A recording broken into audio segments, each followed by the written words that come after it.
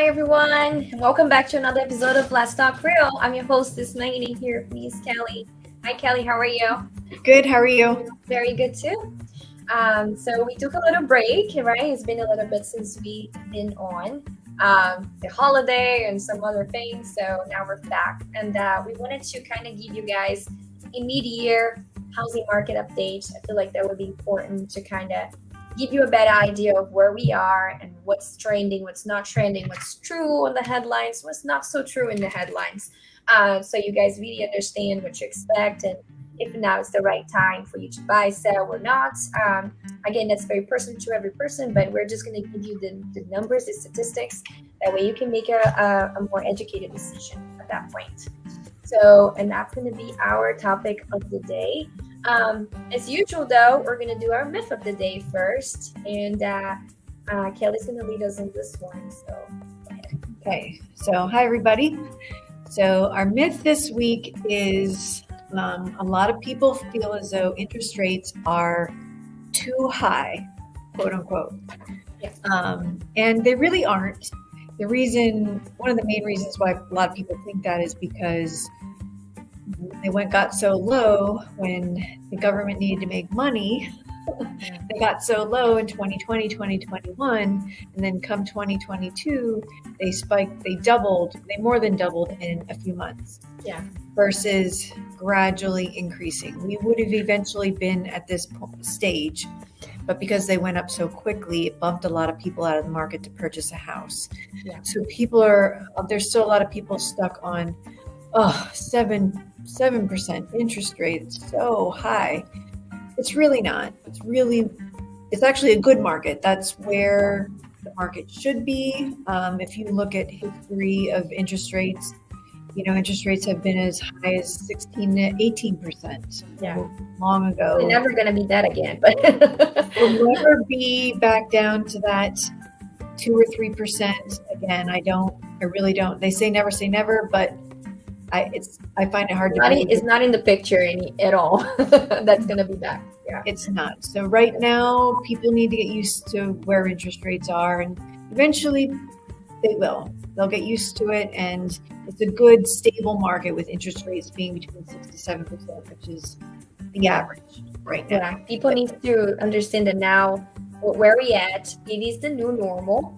The interest rates are around, depending on the person, of course, but they're around the 6 to 7 right now, and that's just how it is.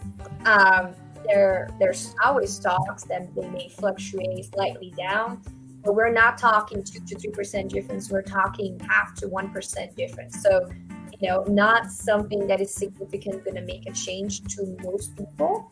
And then, a lot of people ask me too on my side of the deal, should I wait to buy because the interest rates are high? And I try to explain to them, waiting is never a good idea unless you have to wait for other circumstances in your personal life. But if the only reason that you are waiting to buy is because of interest rates, that's not smart.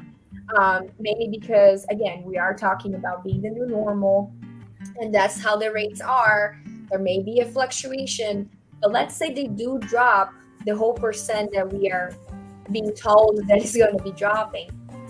What's going to happen then is that everybody's going to want to tackle and benefit from that 1% drop. And now you're going to find yourself in an even more competitive market, which honestly we already are, but it's going to be even worse. So should you wait? Unless you have to, I would recommend not to wait. If the time is right for you to buy now, I would buy now. Waiting is never the smartest choice, not just because of interest rates, but also because of inflation. We're going to go through some numbers, and it's going to show you house prices are still going up, and they're actually healthily steady going up right now, as you're going to see later on today in the episode. But it's not necessarily going to be wise to wait if you don't have to wait. So that's my take on this myth. It is a very, of course, complex myth, but just to give everybody an idea that, yes, overall it is a myth. We're not really too high. It is higher than it was before, definitely, but that's because we were seeing something that was like a unicorn, situation in housing That's a market. good way to put it. Yeah, it's definitely a unicorn. It's always better to be pre-approved at a higher interest rate Yes, versus a lower one, because if you're not, it like when the interest rates rose so quickly, it bumped a lot of people out of the market. you sure did. Yeah. So it's better to be. It's always a good surprise when you are pre-approved, you get on the contract thinking you have X interest rate, and then when you're about to close, the interest rates actually drop, and you're able to get a better rate at the end. And I mean, that's a benefit there. So, not a bad thing. Alrighty, so I guess we're gonna get right into it. Today's episode with the housing market for the mid-year review, basically. We're going to change things up a little. Instead of just talking to you and telling you guys things about the real estate market, we decided to give you some visuals. So bear with us. It's the first time we're doing this. But we wanted to provide you with some, real statistics, real numbers coming from experts out there, and expert sources, and give you a better perspective on what's going on and where we're trending. So let's get to it. So this is like the overall outlook of where we are as of today, July of 2023, in the housing market. They say there's good news, right? The housing is normalizing after this. Oh, there you go. I just mentioned unicorn. Yeah, I would just This agree with unprecedented unicorn years. And it really is a unicorn scenario, because there's no history that could be compared to what we went through with the COVID and how the housing market reacted because of it. So it's definitely now getting back to where it used to be. We're starting to, there you go, see seasonality again, which is not something we saw. Like I usually know, like, my summertime is high, I'm busy, and then winter time comes, it's kind of like, it's low and steady. And we haven't had that for the last 2 years, and now we're starting to see that again. Maybe a little stronger than we would like to see on the seasonality portion, but it is a sign of normalization of the market, which is a good thing. Prices are rebounding, yes. We did notice that the last half of last year, there was a slight, people were thinking, oh, the prices are going down, the market is crashing, and it wasn't that. It's just that a lot of people were just so used to the prices out trending up, that the sellers were actually listing houses expecting that trend up. And when that trend up was not happening anymore, which it was probably mid-year last year, they started doing adjustments of prices, and people see that as like, oh, the house prices are going down. But no, it's just that there was an adjustment, a lot of adjustments were made on houses that were for sale. And now we're seeing that we're having a more healthy, steady growth for 2023, and that's what has been happening with the first and second quarters of this year. So reality check, I think you can mention on this one, right? Homeowners have limited options between rates and inventory right now. We said about the myth of their rate, right, Kelly? But it is still a challenge for a lot of people, because not only your buying power is a little less than maybe last year you could have been, but also inventory is a little bit low, very low. But yes, it's a lot low. It's a lot low. That's a good way. Yeah, so interest rates being high, inventory being low, it's not a good combination. So that's the reality check that home buyers are facing right now. You have to be very well prepared and ready to take on to this market if you want to buy a house, because there is there's very low inventory available right now for different reasons, and we're going to touch base on some of these as well. The new listings are still declining, and of course that goes right hand in hand with the low inventory. We're not seeing as many sellers wanting to sell their houses, so the new listings are in a decline, very low in comparison to even before pre-COVID, and we're not seeing as many listings going in. And that's a little bit scary because sellers, they refinanced and they have their unicorn interest rate of the 2.5, that they got from refinancing. They don't want to go take that away and buy a new home at a 6.5, right? So that's what we're seeing here on the seller side. and affordability. You can mention a little bit more about affordability here, Kelly, because of interest rates. About what ability? I'm sorry. Affordability. Oh, yes, the affordability. Yes, with interest rates, that's, it's like I mentioned earlier, it's better to get pre-approved at where the interest rates are at now to see what price range you're at. Because a lot of people go into it and they think, oh, I want to buy a $200,000 house. Well, let's take a look at your profile and see if you can actually afford that $200,000 house. Yeah. There's a lot of things that go into play with it: down payment, interest rates, mortgage insurance, homeowners insurance, the prop. Like, there's so many things. Yeah. So affordability is quite a big spectrum of things that you need to look at, and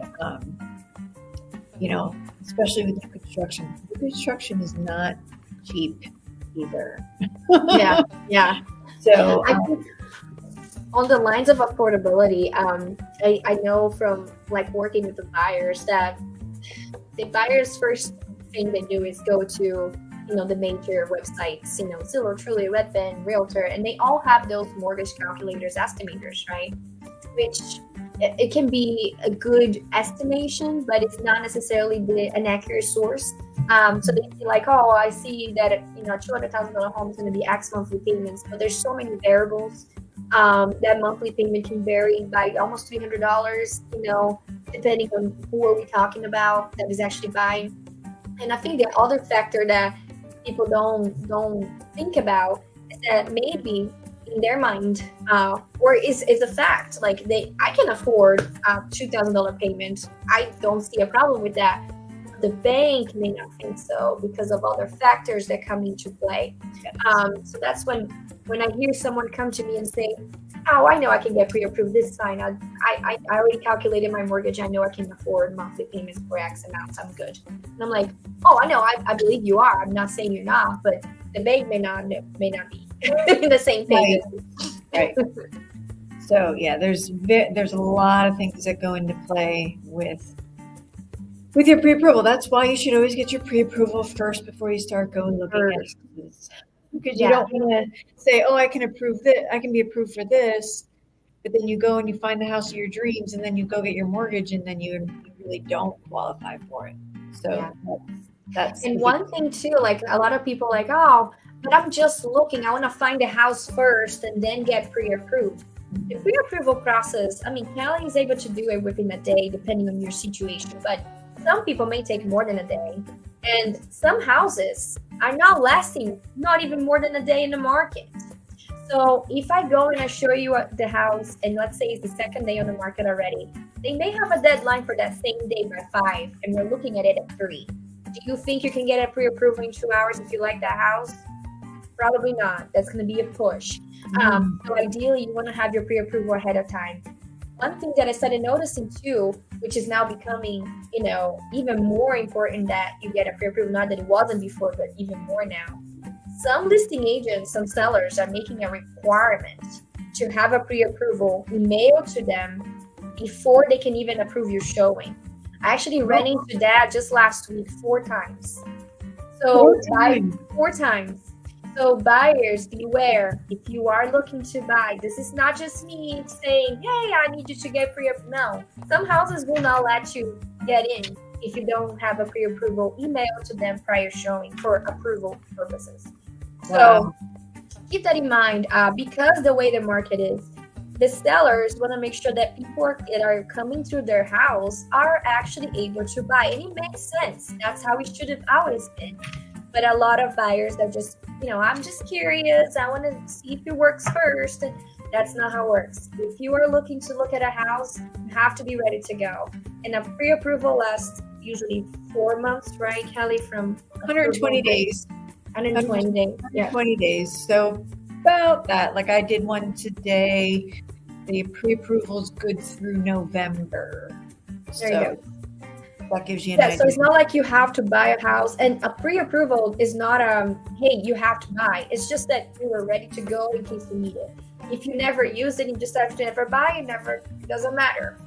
And you can always, like, if you are in the borderline of that 6 months, you can have Kelly redo your approval. She's just gonna have to put your credit score again, right? Just do a repull on credit, because really the thing that expires is the credit. The credit. The credit expires after 120 days, and that's why we need to do the repull on it. So you have time. You don't have to buy a house within 30 days, right? So you have 4 months, and you can be extended as needed with a new credit pull, of course. But you do have the time. So it's very important to get that pre-approval ahead of time. All right. So the overall outlook now that we are kind of seeing the trends that we're seeing from this market right now is that new construction is actually rising. And we're seeing more and more builders offering better terms or, extra perks here and there for buyers to incentivize them to go to a new construction site and decide to go new construction instead of an existing home. And that is actually a very good alternative for a lot of buyers because of the lack of inventory. Some buyers just cannot find something that they like or that meets their needs. So building sometimes, because of the flexibility of changing and getting something brand new and you can customize it, sometimes is more appealing to buyers that are able to go that route. It could be from the plant, which then you would need a new construction loan, or it could be like a quick moving property that might be under construction and might be ready in 3 months, and you do a regular settlement. So either way, new constructions are on the rise, and we're going to see some numbers about that as well moving forward. Summer right now, it's been pretty flat and lower than used to be. We're definitely having a much slower summer, let's put it that way. Overall, summers are definitely peak season, but if you compare this summer with previous years, Question. Yeah. Are you changing the slides? No, I'm going through this one. Oh, Yeah. okay. Yeah. No, I will change it. Okay. Because you're going into a lot of stuff, and I still see the first slide, so I didn't know if And we're still good. Yeah. Okay. Sorry. No, you're good. You're good. No, good for checking. What if it wasn't changing, right? Because this was new, so I wanted to make sure. Yeah, no. But yeah, so that's for summer. So it's a slow summer overall in comparison to other years. Yes. Now we're gonna get to the next slide. We're gonna go through them somewhat quickly. So the buyer demand returns. So yes, we're seeing that for the next quarters here, there's 18% of buyers saying that they're going to be buying in the next 6 months, and about 16% that are going to be selling in the next 6 months, which is very low overall, to be honest. The average is usually about 40-30%. Yeah, these numbers are pretty low. Very low, yes. I wish we had a comparison, but this is what we're seeing from May of 2023, so second quarter. And then here, this is a good one for you to talk about, right, Kelly? Because it's an interesting take on the credit scores. Yep, so they're trending a little higher, and what I think is pushing that is people are, over the years, they're trying to get pre-approved. Even over the last couple years, interest rates were lower, and now they're higher. So people are finally coming to the realization that credit has a lot to do with good interest rates, yeah. Different things that go into play with just your finances. And I think just over the years, lenders, after the market crash, lenders are being better about educating them. Whereas when the market crashed, that had a lot to do with, there wasn't as much overview on people's credit. They were just kind of giving out the loans to people with, they had no doc loans where people, those loans. I can skip to that graph so you can show it, like the lending standards, right? How it has changed. So their no doc loans still exist, but they're stricter on those guidelines. And that has a lot to do with it now too. As soon as somebody pulls their credit, and if it's below a certain score, that product is out. But I think over the years, since the market crashed, people are understanding that they need to have better credit scores. And I talk to a lot of people that know that they need to work on their credit before I even pull their credit. They already know they need to work on it. So I just think the education over the past 10 years has been better, and people are understanding more that it's better to have a better credit score to get where you need to be in life versus not. Yeah. I think that's the best overall summary that I can give on why credit scores are better nowadays than what they used to be, just because you have, I personally have less pre-approvals where people are working on credit versus people who don't need to work on their credit because it's where it needs to be. Yes. And I think that's very regional based as well. We're looking at national averages, of course. So overall, the country understands that the credit score is an important factor when it comes to getting better interest rates. And this next slide was actually surprising to me. Drum roll. what the average credit score is for the U.S. as a whole. I mean, 765. That's it's an excellent technically. Yes, it is. That is in the very, very, very good score range. Yes. So, yes, when I pull people's credit and it's mid to upper 700s, that's exactly where it needs to be. Yeah. And I mean, to point it out too, like for people that are out there looking to buy, but maybe their scores are not that high, don't get demotivated. We are able to help you if you are on like mid 600s. I would say right now for people below that can be a little bit challenging, but there are options available. Right, Kelly? You can mention more about that too. Yep, and we do have options. So our mid credit score, the lowest you can go for Sierra standards are 620. And however, we can broker some loans out that people have a little bit less and better credit.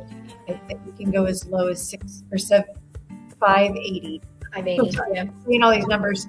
So Sierra is 620, 580. We're also looking at there'd probably be an FHA loan in there. The lower you go, you won't get any conventional that low, but FHA you can go as low as 580. Yeah. So I do want to make one quick notification because down at the bottom it shows that I'm still with. Oh, that's right. But I'm with Sierra now, but it's okay. We can correct that.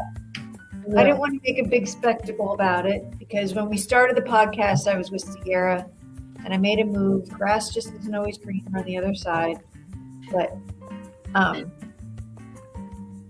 it's good. It's for the better, trust me. And I completely agree. There's anything bad to say about Fairway. It's just the way I do my business. It's better at Sierra. There you go. And just remove the emails. Updated. It's no big deal, but I just wanted to say that because I keep saying Sierra and I have Sierra under my name, but it has Fairway as my email. So, okay.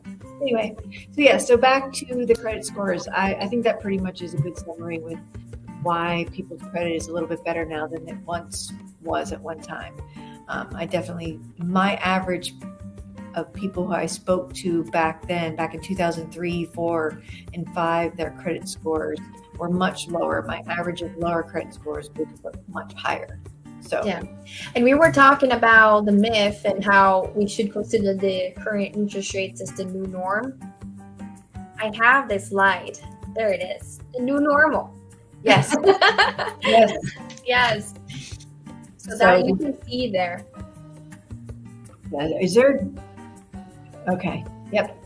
Yeah. So the new norm is 6 to 7, and right now it's kind of plateaued. I don't see interest rates.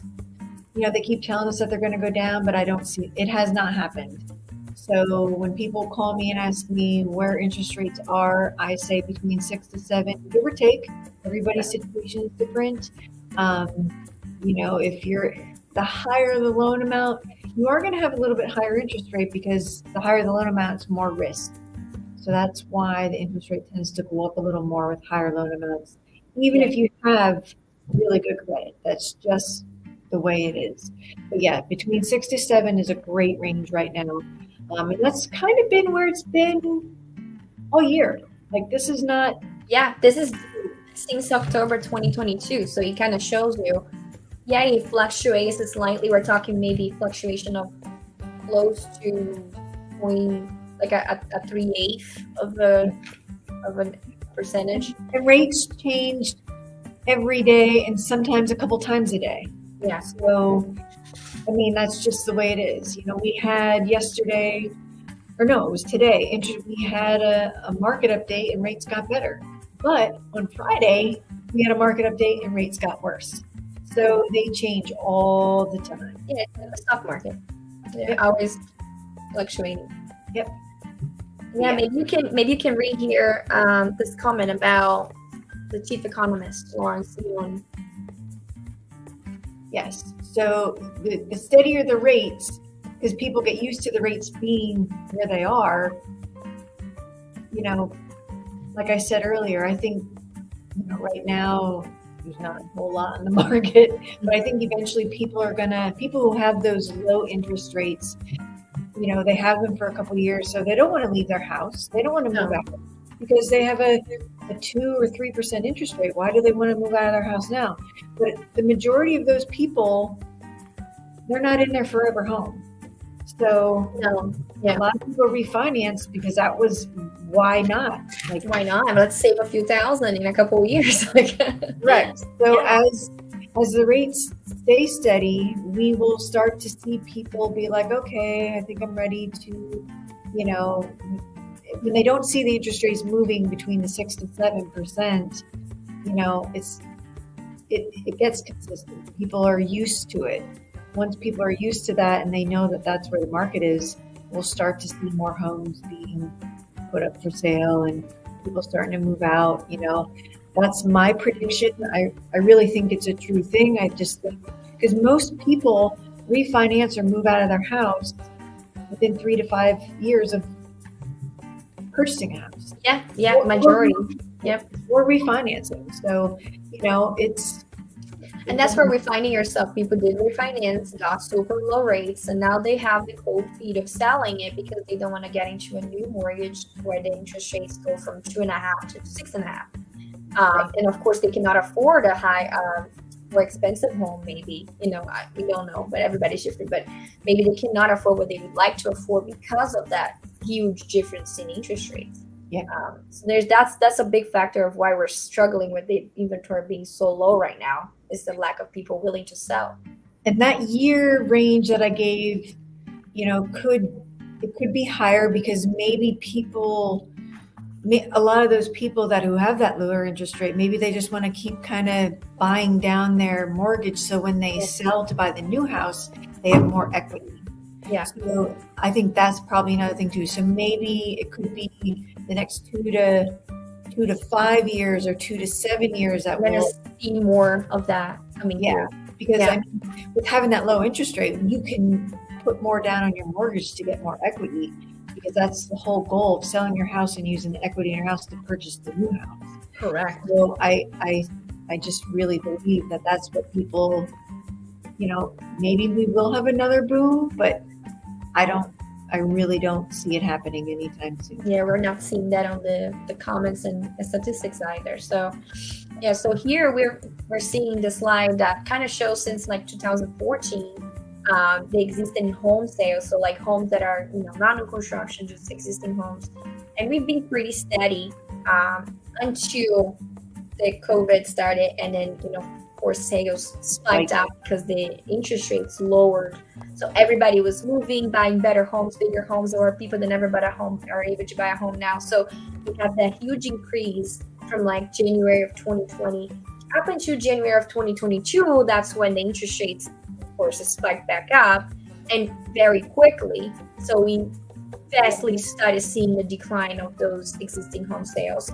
And we are in an all-time low, at least for the last 10 years as of today. So this goes up until May, this graph, and we kind of see there that we're sitting definitely below the average sales for existing homes. This is a U.S. overall. Of course, this could change based on region, but a national average, it's really, really low in comparison to previous years. Yep. And this kind of shows you the existing home sales distribution based on price. It's interesting to see. So everybody comes to me and say how competitive it is, and I'm like, well, we are in a seller's market, that's no doubt about it. But it is region centric and is also depending on price ranges. And I say that because, as you can see here, the majority of home buyers are sitting between the 250 and 500 range. And then the other two heavy, price ranges are like the 100 to 250 and 500 to 750. And that's kind of like obvious, right? But the majority of the competition is that 250 to 500. And in our area here, because this is a national average by NAR, but in our local area, we're talking probably between 2 to 350. That would be our 45% there. That would be more accurate. So if you are looking at the 2 to 350 range, you are definitely going to be competing because that's our majority, heavy buyer price range. Not so much maybe on the 100 to 200 range, but still some. And then 350 to 500, I would say it's less.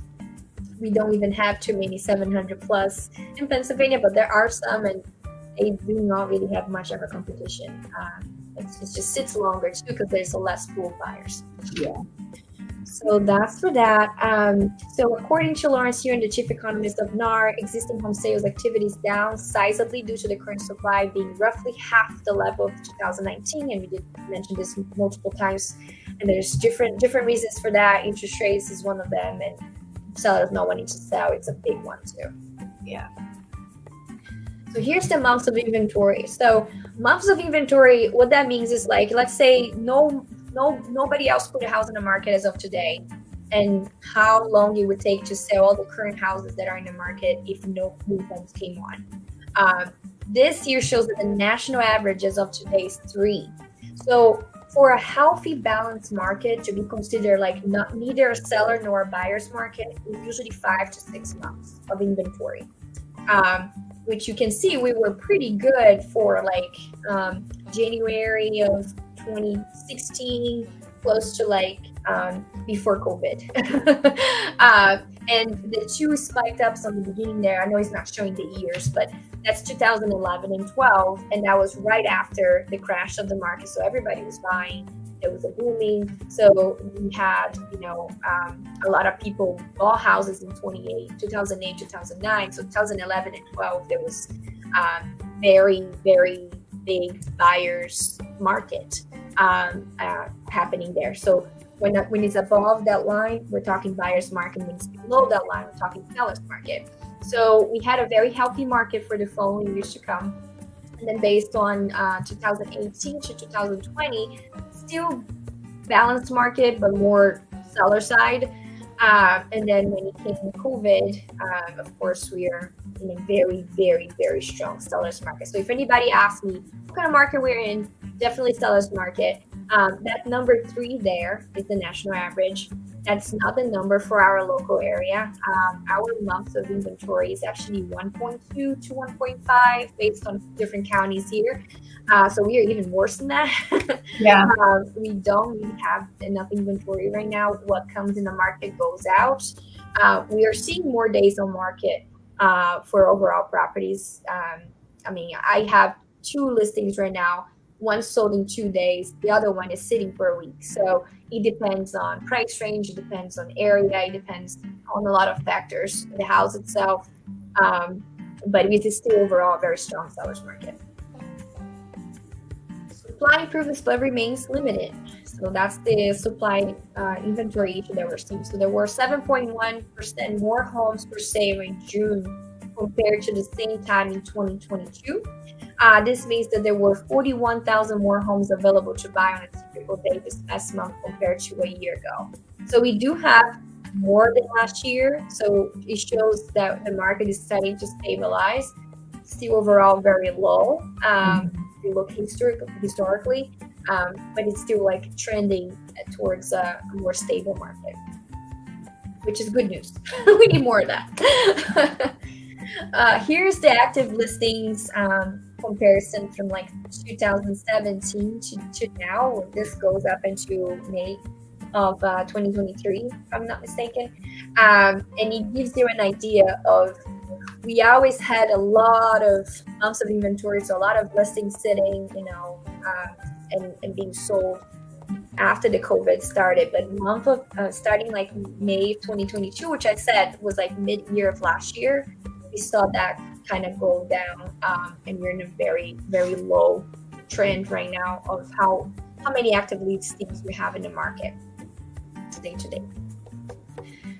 This is from Realtor.com. They say, so this is substantial slowdown was primarily driven by fewer potential sellers opting to list their home for sale. And we mentioned this multiple times, so reassuring there.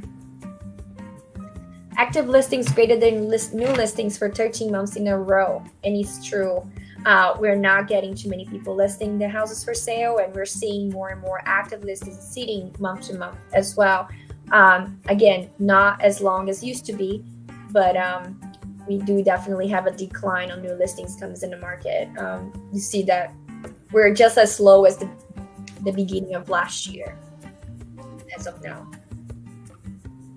Another comment here from Realtor.com. In fact, the pace of new home listings year to date is even 16.4% lower than in the first half of 2020, when the real estate market was like still contending with pandemic era closures, restrictions, and uncertainty. So we're just as low as an inventory as when everything was shut down because of COVID, which is scary.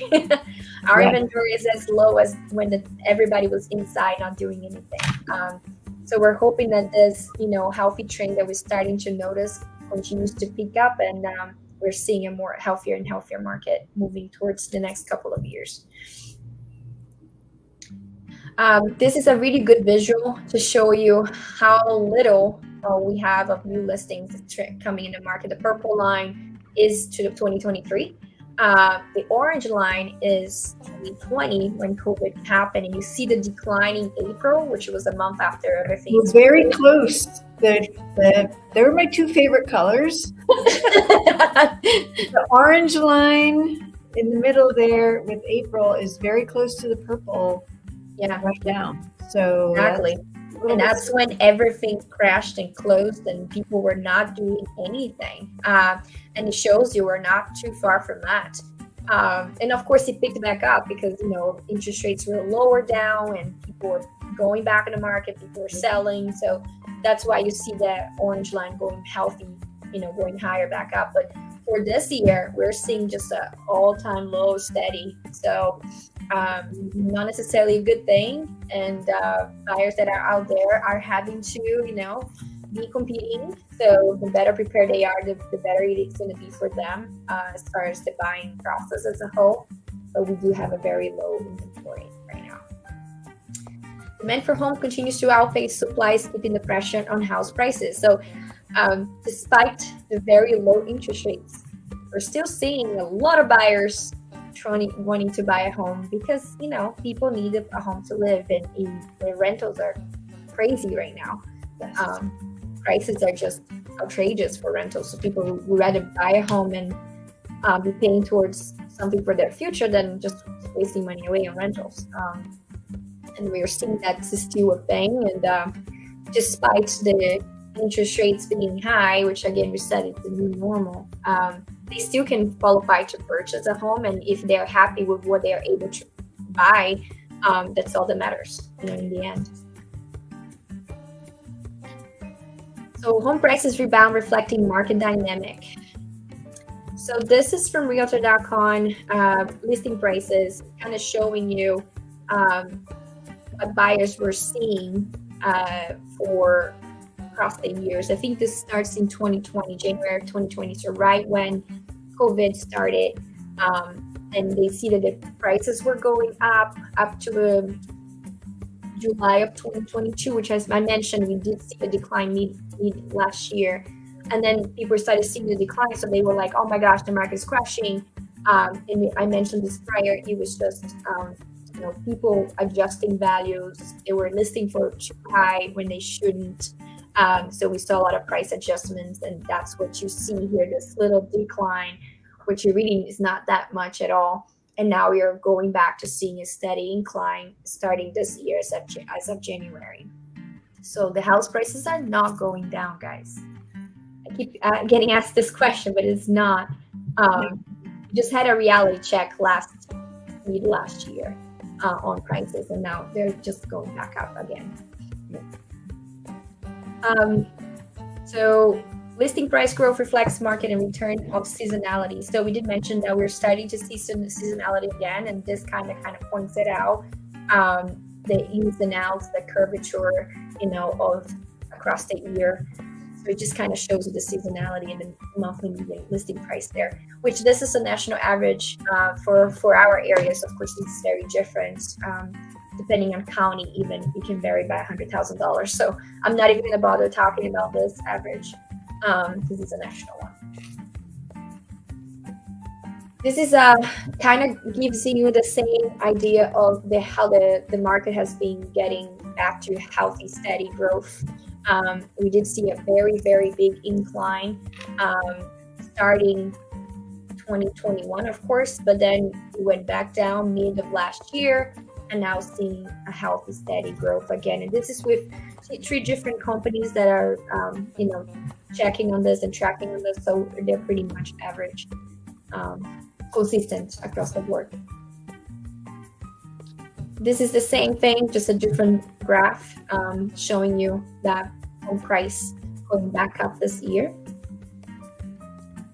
And this is one that I think we're going to be having a special episode about new construction coming up, and we're going to have a special guest talking to you. It's going to be a builder. I'm not going to review from where yet, but they're going to be coming in and talking to us about the new construction home buying process, the different options you have, the differences between different builders available out there too, because you have custom builders, semi-custom builders, and you have your cookie-cutter that we call it, right? Builders, community builders. So we're going to be talking about all that and explaining a little bit more about the new construction process. But after everything you see today, we know that new construction is definitely on the rise because of the lack of inventory for people right now. And Kelly, you can give us some insight on new construction because you were used to that. That used to be your expertise, right, for many years. Yes, when I started as a loan officer in 2003, I was a construction loan specialist. But we had a one-time close, and I worked mainly just with builders for the loan. And we had a great product. And I think that there are still some lenders out there that offer that one-time close, but they are different now. So I don't want to go into too much how that is, only because there's a lot of lenders out there that do it way differently. But we can do, so us as a lender, I have done work with people who did construction loans, and they got their financing somewhere else for the construction piece of it. You need construction financing during the construction phase, but then you need your end loan. And at one time, you could do that all in one shot. And you could close, and then you would modify into your new loan at the very end. But the one-time close was upfront. But there's so many different construction type of loans Options, that I don't know. I don't know what they all are. I know, and we can talk about this when we have the builder on, because I have a lot of ideas and a lot of things that I've learned over the years that we can do with the construction financing phase. And I want to see how they do it. Yeah, it's going to be a very good podcast. Yeah, for sure. I'm excited for that one. I loved construction. I love doing it. Yeah. So you can explain this graph then about the new construction rises there. So that's what we're seeing now in the majority of the listings in Lancaster County, I do know, are new construction. And if you just drive through Lancaster, right across the street from my church, there's a huge development. And I wasn't sure if they were rentals or if they were purchases, but they're all purchases. Because I know one of the other realtors I work with, he did one of those. He said it was a pretty easy deal to get it through and get it done. Whoever the builder was, I forget who the builder is on it, but they are new builds, and it's a huge development. And you'll see that a lot in Lancaster County. That's why the new residential completions, this increase is a lot of construction, not people listing their house. It's Yeah, and it's actually beating the active existing home sales, which we have these two graphs here. So this one is for existing homes, and if you look at May, April, we're looking like the 800 to 900. We spiked up on May, of course, because of season, summertime. And then this one here is in regards of new construction. So if you look at it, April and May is actually higher sales than existing homes. So new construction is actually now selling officially more than existing homes are, which is not something that we usually see in previous years. Like it's usually either pretty healthy or normally existing homes sell more than new construction, but not now. They are definitely in a very high spiky trend for this 2023 season. And I think that's all we have. We basically covered everything that we mentioned at first. It is definitely normalizing. The market is normalizing. We're seeing prices going back up, which shows a healthy market, or going back towards a healthy market. We still have the issues of affordability because the interest rates are now the new norm is higher than it used to be. And get your pre-approval first. Get your pre-approval first, so you know what you can afford to Try to make sure we say that in every episode. But yes, we gotta say that every episode because people just don't understand. And there's so many different reasons why you need a pre-approval. It's not just so, hey, I can buy. You might know you can buy, but it's so you can be ready to buy because the market is moving fast. It's so you understand exactly what you can afford monthly based on bank's qualifications, not what you think you can afford monthly. Right. Because you may be comfortable with, like I said, $2,000 payments, but the bank may think you cannot pass $1,800, and that can change your buying power.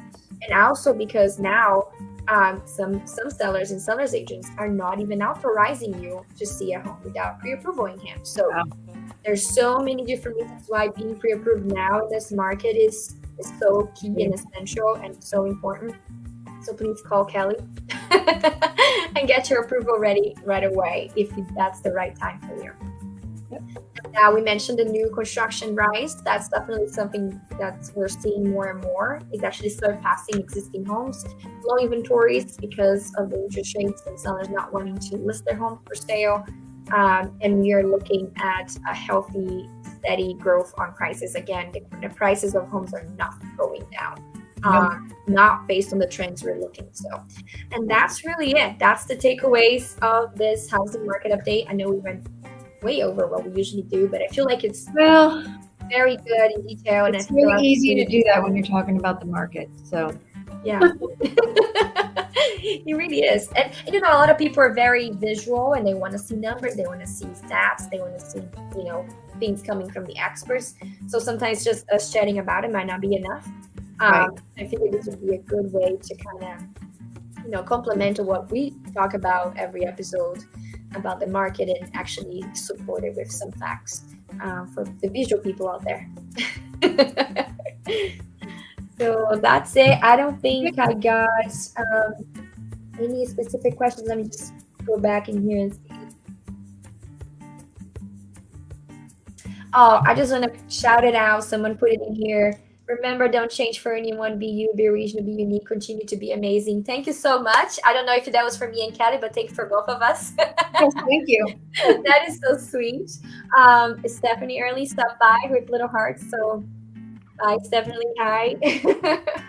And that's it. I think we just had a couple highs. So that was nice. It was a good one to watch for sure, just to kind of keep an update on the market. Yeah. So if you guys have any specific questions, or you're ready to get your pre-approval, get in touch with me and Kelly. We'll be here to help you get started. And if you don't know where to get started or what to do first, just give us a call. We'll help you. That's what we're here for. So that's all for today, guys. You guys have a great day. Thank you, Kelly. Yep, and we'll see you next week. See you next week. Have a good one. Bye. Bye.